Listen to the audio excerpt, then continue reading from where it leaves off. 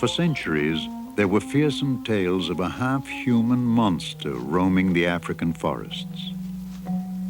Even in modern times, knowledge of the elusive creature, the wild chimpanzee, was largely based on speculation.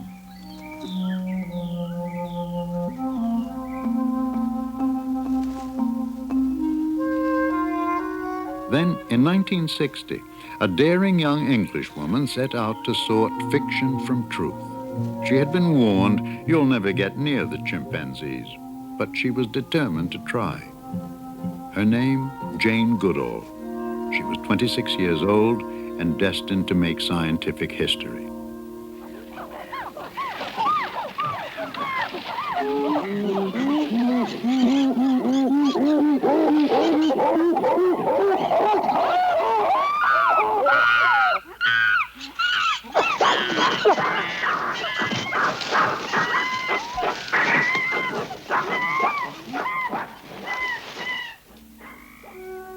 Against odds many thought insurmountable, she gradually earned the chimpanzee's trust.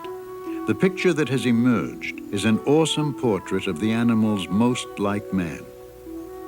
The similarities to humans are startling. The obvious physical resemblance. The discovery that they hunt and eat meat. The even more profound revelation that they are intelligent enough to make and use tools. And in their nonverbal communication, perhaps the most uncanny resemblance of all.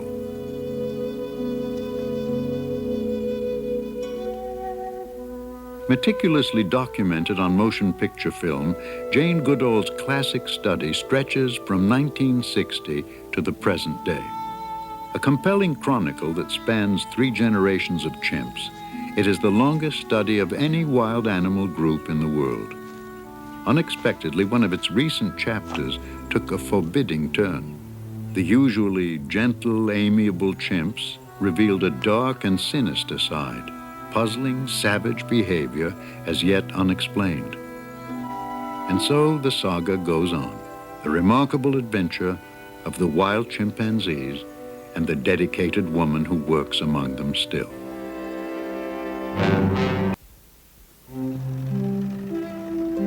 Growing up in Bournemouth, England, Jane Goodall was drawn to the world of animals almost from the start.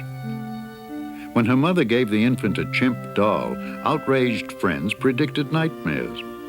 They could not have been more wrong. Even when I was very tiny, I was absolutely fascinated by animals. I think I first began to dream of going to Africa after reading Dr. Dolittle and Tarzan when I was about 8. I was absolutely fascinated with the idea of being out in the jungle, out with the animals, feeling a part of it all. Famed anthropologist Louis Leakey had long searched for someone to study wild chimpanzees for clues to the behavior of early man. I want someone unbiased by academic learning, he said, someone with uncommon patience and dedication. His faith in Jane Goodall would lead to one of the most important scientific studies of our time. Her journey would take Goodall to the East African country of Tanzania, then known as Tanganyika. The remote Gombe Stream Game Reserve stretches for about 10 miles of rugged mountainous country along the shore of Lake Tanganyika. And so, on the 14th of July, 1960, Jane Goodall was 4,000 miles from home. A tiny boat, her only link to the civilized world. When I arrived at the Gombe Stream Reserve, I felt that at long last my childhood ambition was being realized. But when I looked at the wild and rugged mountains where the chimpanzees lived, I knew that my task was not going to be easy.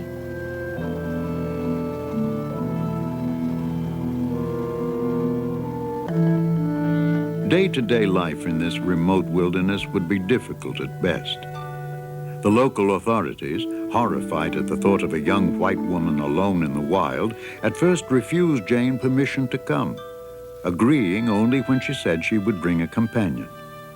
Aside from her mother, Van Goodall, and an African cook, Jane would spend the next several months virtually alone. It was already late afternoon when the tents were pitched and provisions stored, but after 20 years of dreaming of this day, Jane was eager to begin. Unarmed and untrained, she ventured into a strange new world.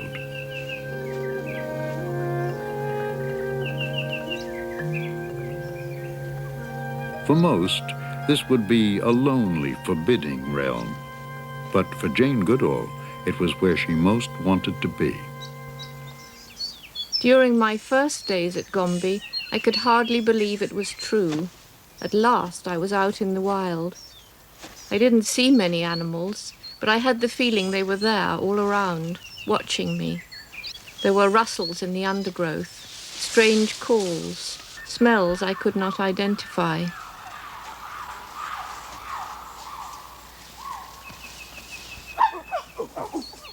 For months, the objects of her search invariably fled at the mere sight of her.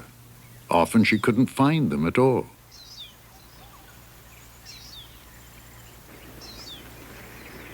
It was a steep, rigorous climb to the open ridges above, but perhaps, she hoped, a way to pinpoint the nomadic apes below. I discovered, not far from camp, that there was a peak overlooking two valleys.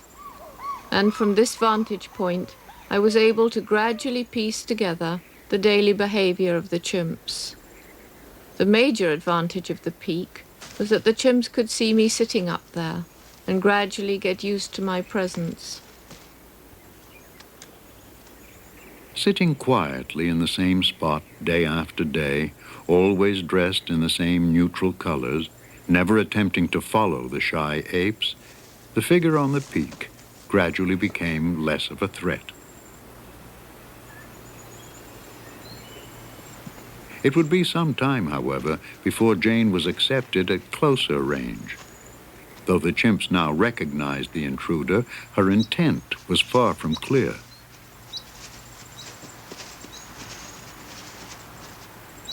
Jane had to accept the realization that, for the time being at least, much of her knowledge would be based on indirect evidence, like an abandoned sleeping nest high in the trees. Jane found the nest was not simply a pile of wadded leaves, but a carefully interwoven platform created by dexterous hands and a reasoning brain. But the intelligent creature who made it had long since moved on.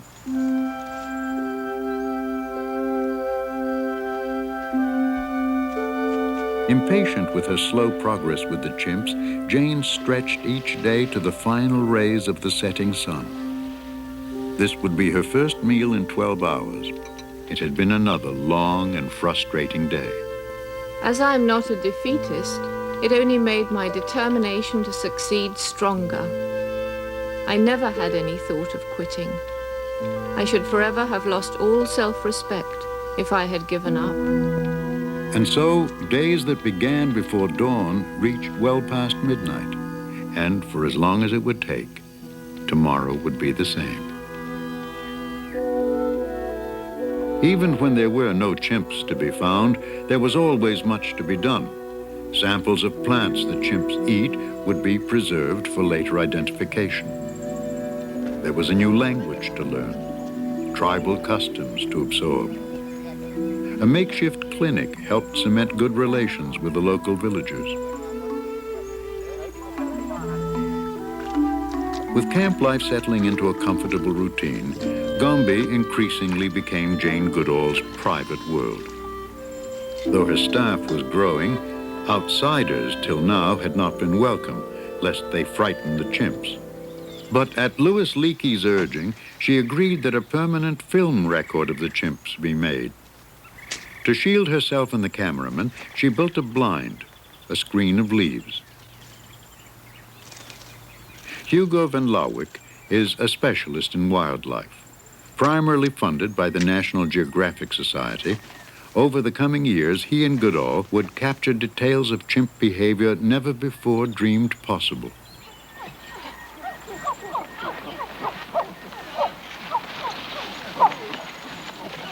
They found that chimpanzees are nomadic, traveling in ever-changing groups in the daily search for food. wanderings that can take them 2 to 6 miles in a single day.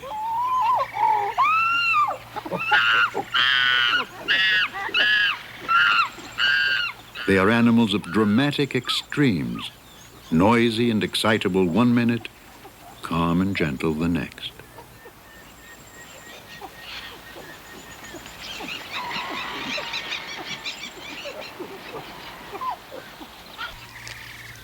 To satisfy their hunger on a diet that is largely vegetarian, chimps eat up to 7 hours a day.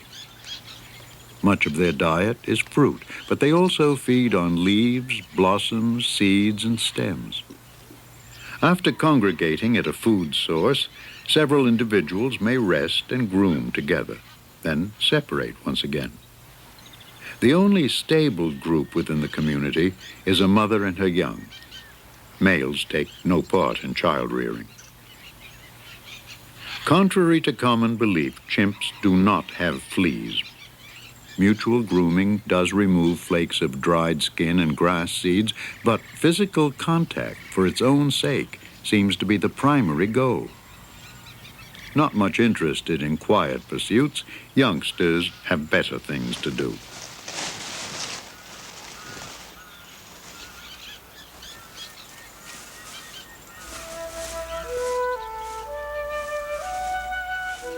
The chimps very gradually came to realize that I was not dangerous after all. I shall never forget the day, after about 18 months, when, for the first time, a small group allowed me to approach and be near them. Finally, I had been accepted. I think it was one of the proudest and most exciting moments of my whole life. Chimpanzees are as distinct from one another as are human beings, and Jane gave them names as she came to recognize them. Old Flo, with her bulbous nose and ragged ears, is matriarch of the family Jane would come to know best. At 7 weeks, infant Flint is still completely dependent on Flo. Flo's adolescent son Figgin plays with his younger sister Fifi. Even fully mature Fabian often stays with the family. Ever since Flint's birth, his sister Fifi has been fascinated by the baby. Repeatedly, she tries to touch and groom him.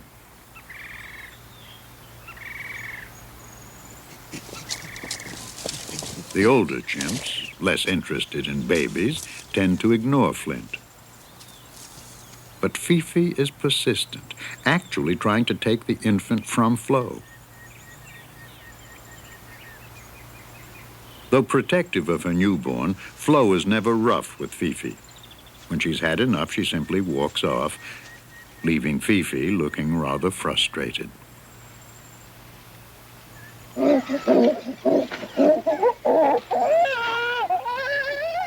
Another group's arrival is signaled by a chorus of hooting calls. Adult males dominate chimp society and are much preoccupied with their position in the hierarchy. In an effort to better his rank, the male puts on an awesome charging display.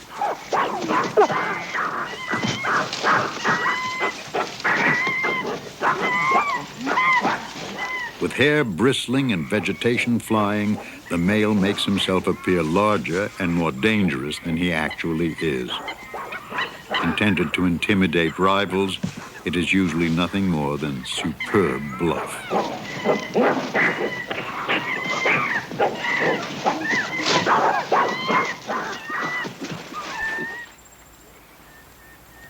After displays of aggression, the dominant chimp often reassures those who have been frightened or hurt, and thus tension is diffused, harmony restored.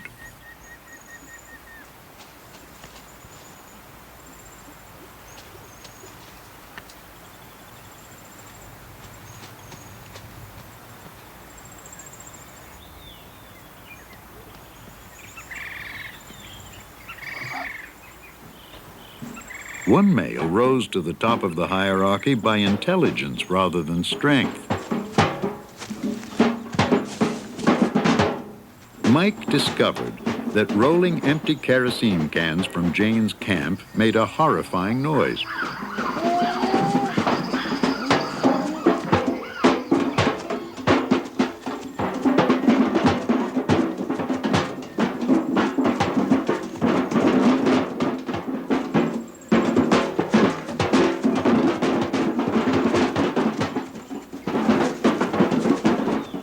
Originally one of the lowest-ranking males, Mike was now number one.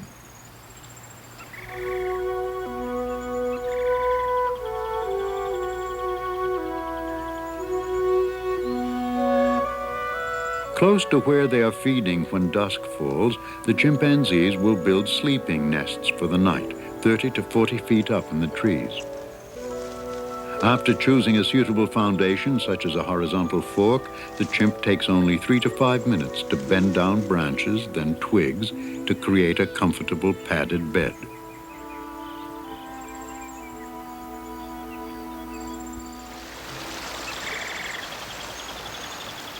With creature comforts long since forsaken, Jane found increasing pleasures in her wilderness world.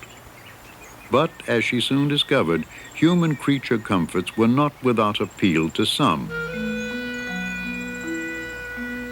A chimp had wandered into camp and found the supply tent where bananas were stored.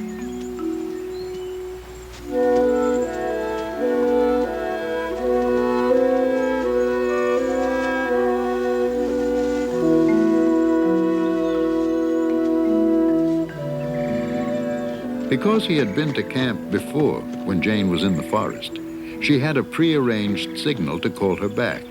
It was thrilling after all this time to find a chimp actually in my camp. It was David Greybeard, a male I had already come to know out in the forest. David's boldness marked a turning point for Jane. After the endless months she had searched for them, the chimps, following David's lead, now came to her. Gradually, their inherent fear gave way, and an offer of friendship was accepted, with trust.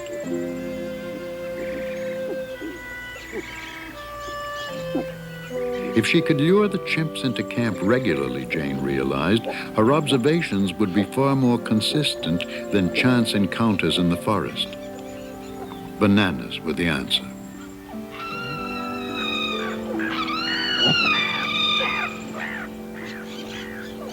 The scheme was not without its flaws, as the local baboons quickly proved. David Greybeard repeatedly ran to his friend, the more powerful Goliath, for protection.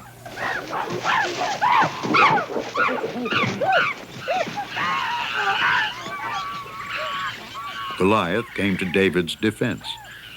But the baboon knew which chimp was afraid, and it was David he went for. Every time.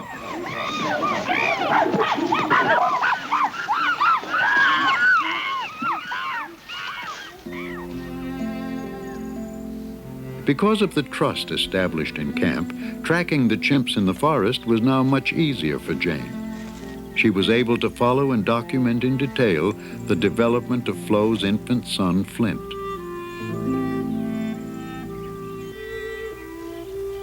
At 6 months, Flint is learning to ride on his mother's back. But sometimes he doesn't get it quite right. At around the same age, he takes his first tottering steps.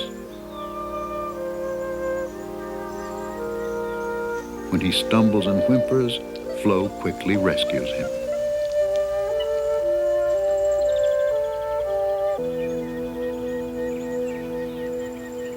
Flo is a particularly affectionate, tolerant, and playful mother. And because much maternal behavior is learned, she is the role model for her daughter Fifi. As Flint grows older, Flo permits Fifi to take him for brief periods of time. Such experiences provide important training for the future, when young females mature and have offspring of their own. About the time Flo begins to carry Flint on her back, Fifi tries to imitate Flo. Though unsuccessful, the attempt marks an important milestone in her learning experience.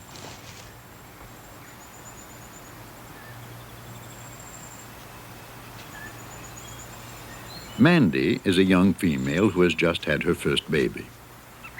Fifi has never seen the baby before and is intrigued. For the moment, at least, this is something more interesting than Flint.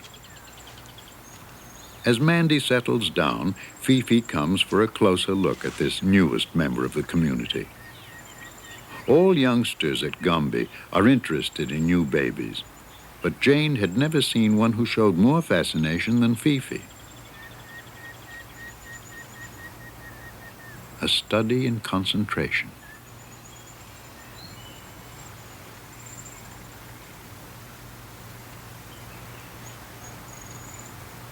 Mandy is not worried by Fifi's presence, but when adolescent male Figgin approaches, she nervously moves off.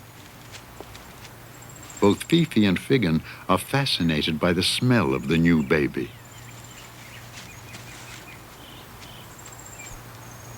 Fifi has followed Mandy up a tree and now attempts to touch the baby. Mandy gently fends her off. Meanwhile, even Flint is curious about another infant younger than he. But Flo is ready to move on in search of food, and she lets Flint know it is time to go. Fifi, still engrossed with Mandy's baby, does not notice that they leave.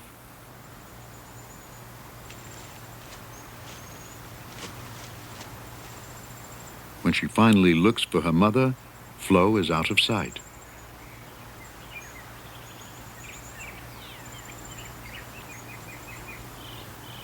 At 6, Fifi is still quite dependent on her mother and cries in distress. She has no idea in what direction Flo has gone.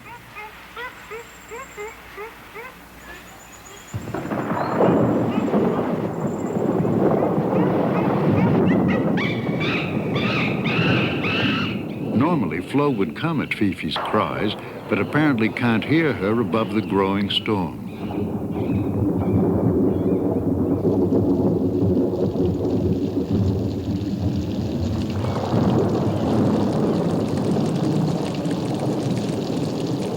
Although chimps seem miserable in the rain, surprisingly, they make little effort to find shelter. Even in a torrential downpour, they just sit and wait it out.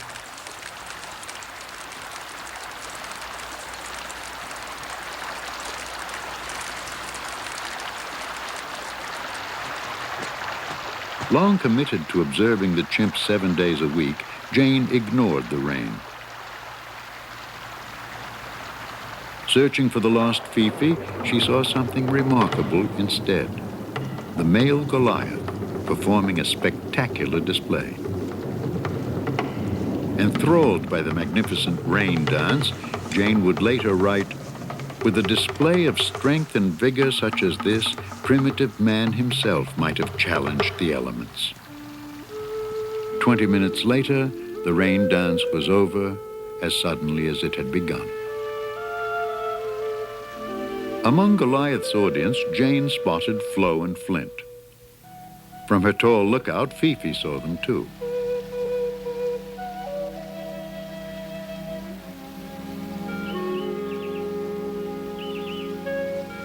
Strong family ties, temporarily broken by the storm, were once again intact.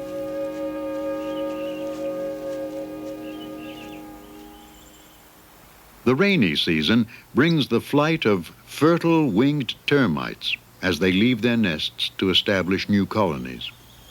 For chimp and baboon alike, they are a tasty delicacy. But baboons can only capture the termites outside the nest as the swarms emerge and fly. When they have gone and worker termites have resealed the nest, the baboons will move on. But the chimps not only know termites are there, hidden below the surface, they have learned how to get at them.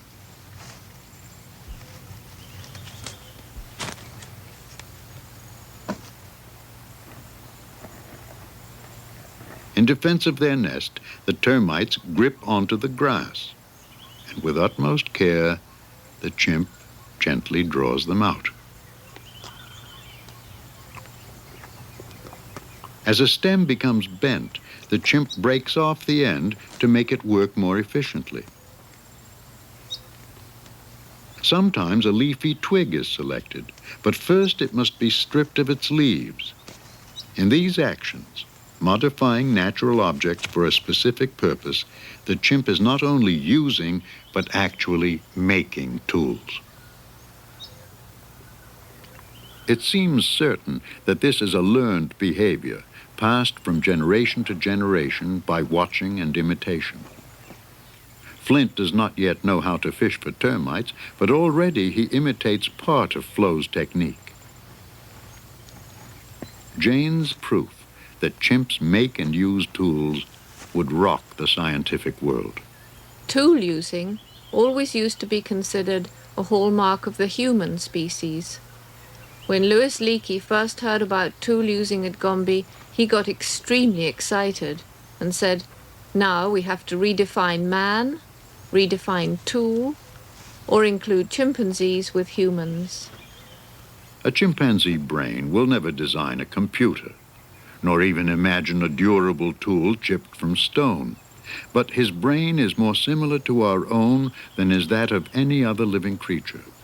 And surely it was thus that our distant human ancestors began, learning to master the natural world in the constant struggle to survive.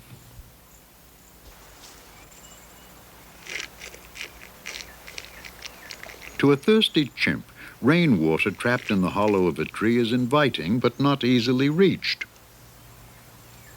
Once again, the chimps have learned to solve a problem by fashioning a tool.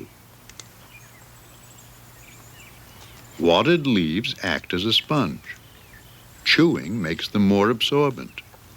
Using the sponge, the chimp can get as much as 8 times more water than with fingers alone. Inherently curious, youngsters like Fifi learn from older chimps, and thus the technique is passed on. Baboons at Gombe outnumber the chimps by about 4 to 1. For the most part, the two species coexist peacefully. But the baboon is a competitor for food, and friction can arise. Because he has the intelligence to use a weapon, yet another type of tool, even a youngster can intimidate a fully grown male. The bluff works. But as Jane would find out, sometimes the aggression is very real.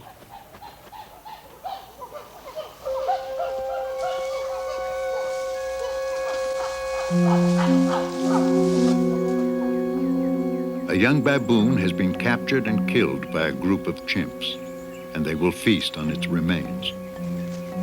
Jane's discovery astounded the scientific world. The chimp is not the gentle vegetarian we had thought, but, like humans, a formidable predator. Sometimes cooperating to hunt and stalk their prey, they also kill young antelope, bush pigs, and monkeys. For the most part, chimps eat meat only they themselves have killed. Indeed, a dead animal is often a puzzling sight. Right here. With Gombe's growing fame, visiting students and scientists became a regular part of the scene. One day, as part of a project to record chimpanzee calls, Jane put out bananas in great quantities. The result, an eruption of frenzied excitement, desperate begging, and violent aggression.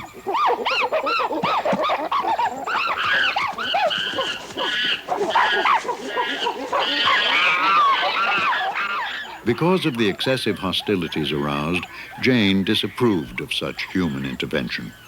But the episode was not without value, revealing the intricate patterns of chimpanzee dominance and submission, and the chimp's intense need for reassurance by touch.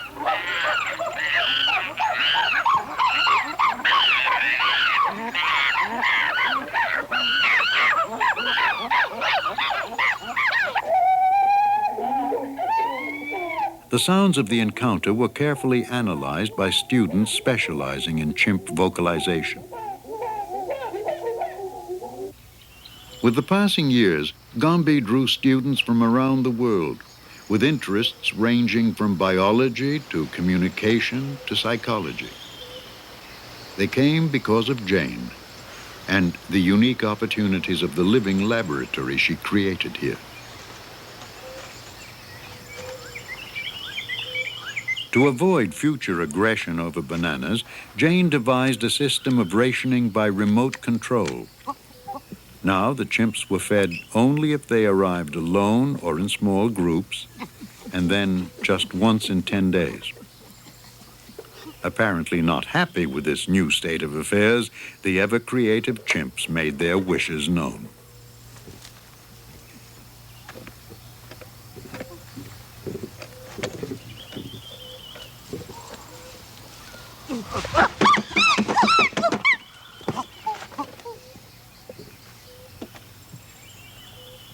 The chimps' presence in camp provided an opportunity for experiments not possible in the forest.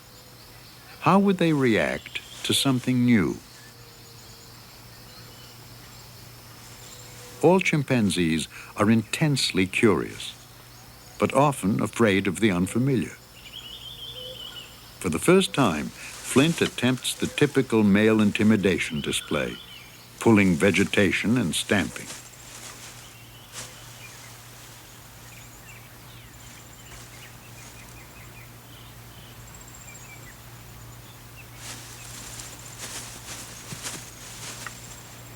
Later, Jane put out a mirror. It was clearly a fascinating mystery.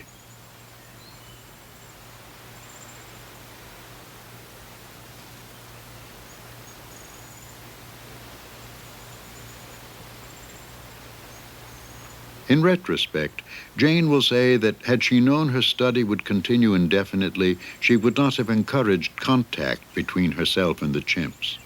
For one thing, they are stronger than humans, and if they lose their fear, dangerous. Indeed, in the future, Jane would minimize all interaction with the chimps. But for the moment, after the long struggle for acceptance, David's silent consent to be groomed was a prize beyond measure.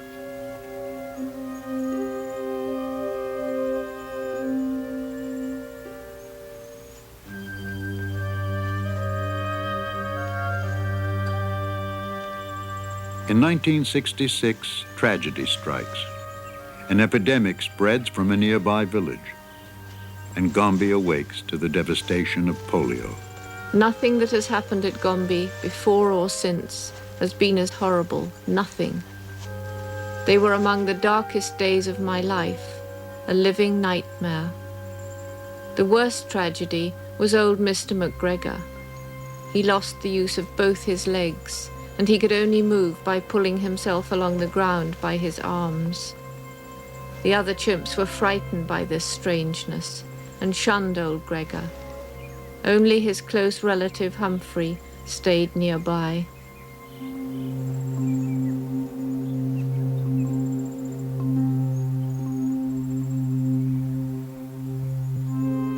The mother, Ollie, has lost her month-old infant to the disease. Though she knows he is not alive, she carries his dead body for 3 days.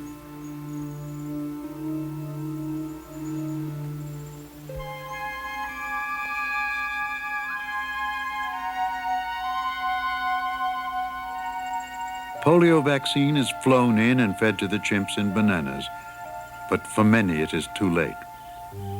Flo's son, Fabian, paralyzed in one arm, protects it by walking long distances upright.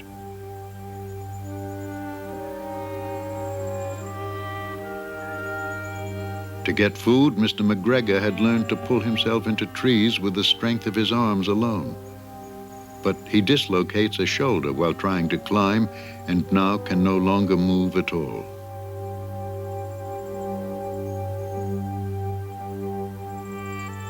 Jane knew she had but one choice. Her longtime friend must be shot.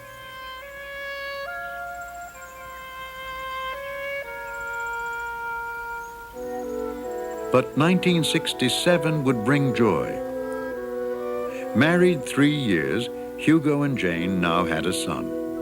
Little Hugo, nicknamed Grub, would grow up in a world most children never even see.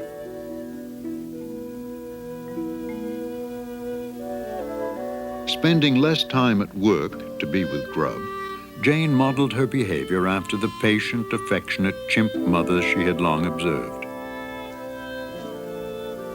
Gombe was the ideal place to raise a child, she said. You could focus on the important things in life: family, unity with all living creatures, being part of the natural world.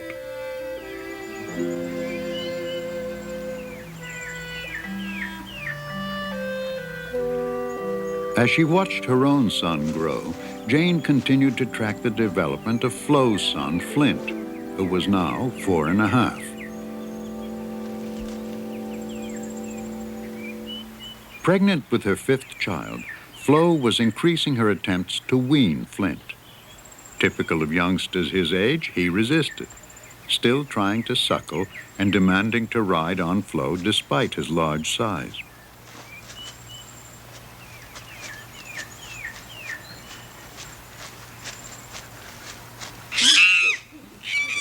When denied his way, Flint threw violent temper tantrums, even hitting and biting his mother.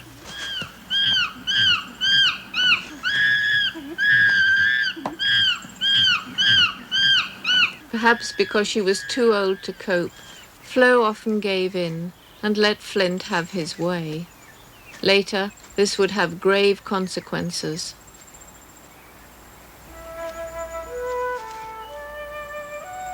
Later that year, the baby was born and Jane named her Flame. Still attached to the placenta, Flame was just a few hours old.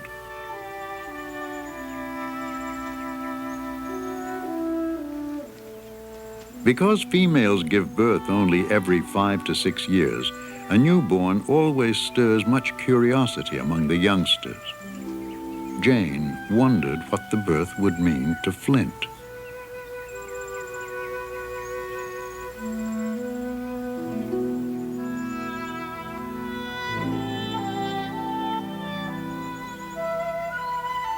Flint's behavior would be expected to change with the new arrival, but instead he was getting worse.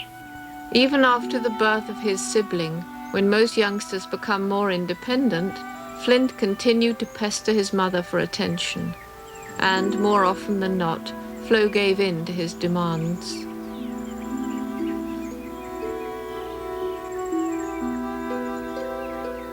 Even with Flame at Flo's breast, Flint sometimes tried to suckle.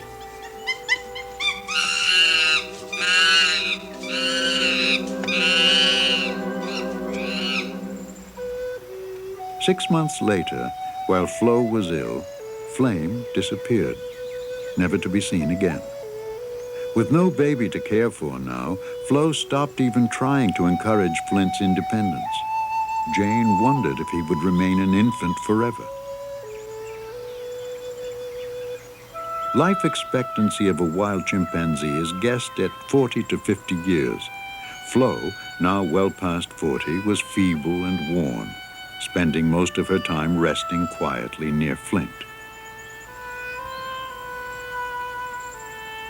Although I knew that Flo had become very old indeed, it was still a sad day when I found her dead body lying in the stream. For me, it was like losing an old friend. For Flint, it was like losing his whole world.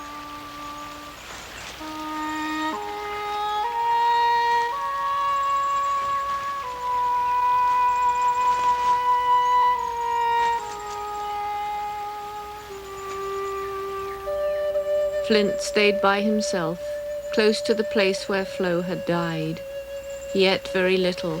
He became increasingly lethargic and depressed. And finally, in this state of grieving, he grew sick.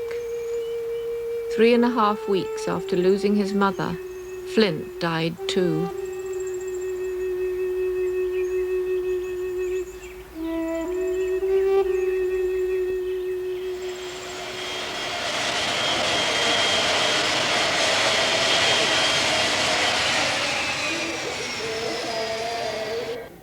I had your message Today, the name Jane Goodall is almost synonymous with animal research. Accomplished author, speaker, and now a PhD, she is sought all over the world. A rarity among scientists, she has become a celebrity in her own right. He wasn't having it at all. He wanted to follow his adolescent brother. Wherever she goes on her annual lecture tours, eager crowds gather to hear the latest chapter in the lives of the chimps. Any particularly new developments, new behavior of chimps? Two quite interesting new developments. One is concerned with territoriality. Though she welcomes the opportunity to share her world, Jane keeps her visits short. Gombe is where she most wants to be. With her on this trip are her mother, returning for a nostalgic visit, and Grub, now 15. Though not even Jane could have predicted her study would last this long, it is 22 years since she first set foot on Gombe's shores. In that time, the country has gone from British rule to independence. Gombe, once a game reserve, is now a national park. But friendships that span more than 2 decades remain unchanged.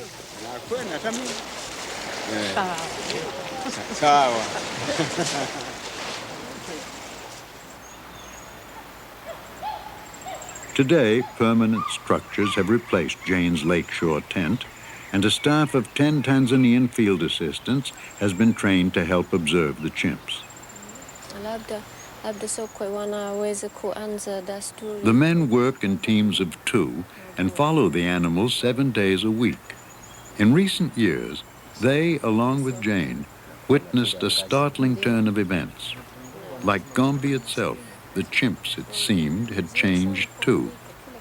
If I'd left, as Louis Leakey predicted, after 10 years, we would have had a very different picture of the chimpanzees to that which we have today. People's idea of the gentle, noble savage would have been exemplified by the way of life of the chimps.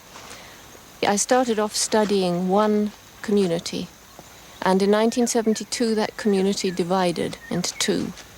And one part of it moved down into the south of the range that the whole community had shared. 2 years later, a series of events began which were amongst the most horrifying that we've seen at Gombe. The males of the larger Kasakela community, the ones that we're studying today, systematically began to hunt down individuals of the smaller southern community, to attack them when they found them on their own or in small groups. And within a 4-year period, every one of the 7 males and at least one of the 3 females who had moved to the south had disappeared.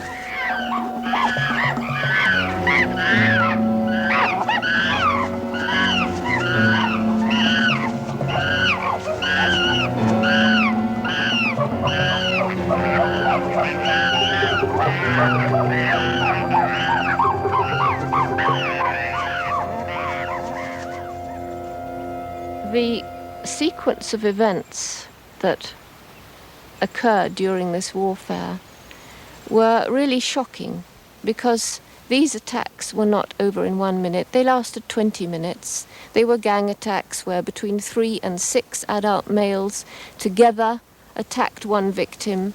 The victim was rendered senseless, virtually crouching on the ground, not even trying to fight back. And yet they would pound him, they would drag him, they would bite him, they would smash him. One of them had a broken leg, one of them had a great piece of skin ripped from his thigh. And these were very, very brutal attacks.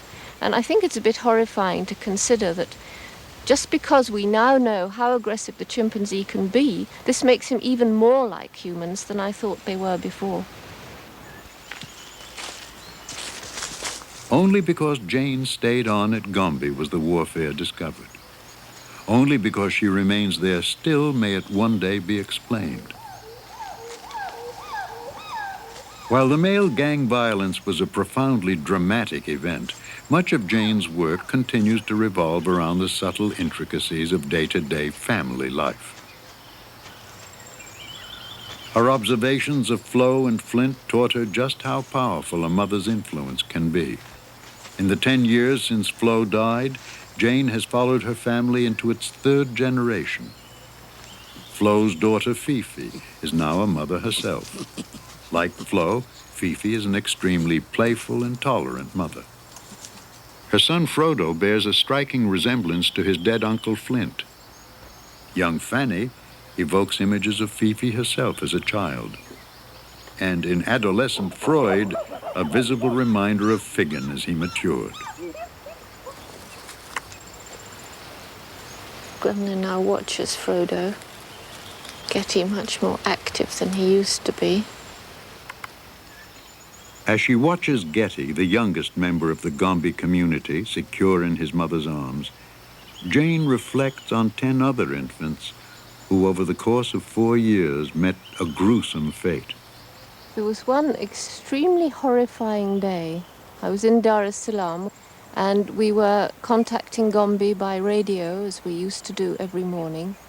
And this strange message came over that the adult female Passion and her adolescent daughter Pom had seized a newborn infant from Gilka, one of the polio victims, a chimp I'd known since she was 1 year old, and that this mother Passion had killed the baby, and she and her daughter and her son had shared the body between them. And I found this almost impossible to believe, but when I got to Gombe a week later, it was indeed true. And over the next 4 years, Passion and her daughter Pom were known to kill and eat 3 newborn babies. They were watched as they tried but failed to catch 2 more. And we suspect that in that 4 years, in fact, they were responsible for the deaths of 10 newborn babies. Jane had always described Passion as a somewhat unnatural mother, cold and indifferent, indeed often callous to her youngsters. Yet Jane could not possibly have predicted that Passion would become a killer, attacking with aggression so violent that she paid no attention to human observers even when they tried to intervene. Why did they do it? I really have no idea. I suspect that it was an aberrant behavior, shown first by the mother, imitated by the daughter. It was perhaps the hardest thing to understand and to accept that's ever happened at Gombe. And the descriptions of the attacks on these mothers are some of the most moving and horrifying descriptions that have taken place in all the 22 years.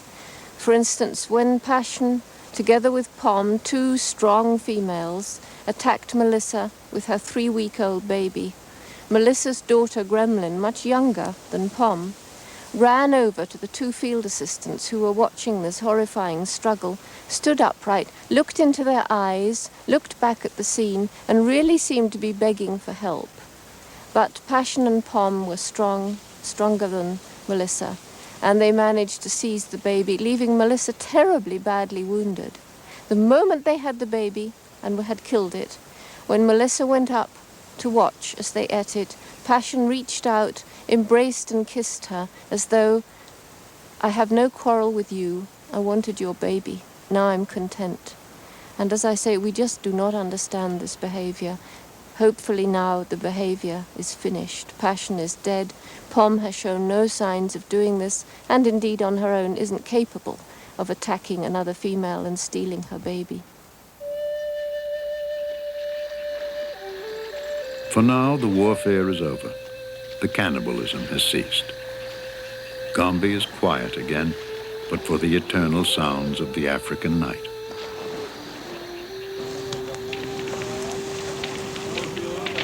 Then, on a summer evening in 1982, a joyous chorus of human voices pervades the dark, an anniversary party celebrating 22 years of research at Gombe. To share this night, some have come by boat, others have walked for miles. With traditional feasting and speeches, they join together to toast the future and celebrate the past. Well, after 22 years, I have many, many fond memories of Gombe. Perhaps the one that I like to think back on most was after having struggled, crawled through the undergrowth, climbed up to the peak and down again and searched, and been rewarded, yes, by seeing chimps, but chimps that ran away every time I went up to them. To have a chimpanzee just sit there and watch me and know that I was there and not mind, that was a very, very wonderful moment. It was a tremendous feeling of accomplishment and exhilaration and pride in the fact that I'd been accepted. And then a rather different kind of memory was the first time that a wild chimpanzee mother came up to me and allowed her infant to reach out with that wondering expression in his eyes to touch me. And that, of course, was Flo with her infant Flint. And that's another moment I'll never forget. And though it often seems a lifetime ago, she remembers them all. 3 generations of chimps who allowed her the privilege of entering their private world. Wild animals roaming free, who permitted a human to live among them as a friend.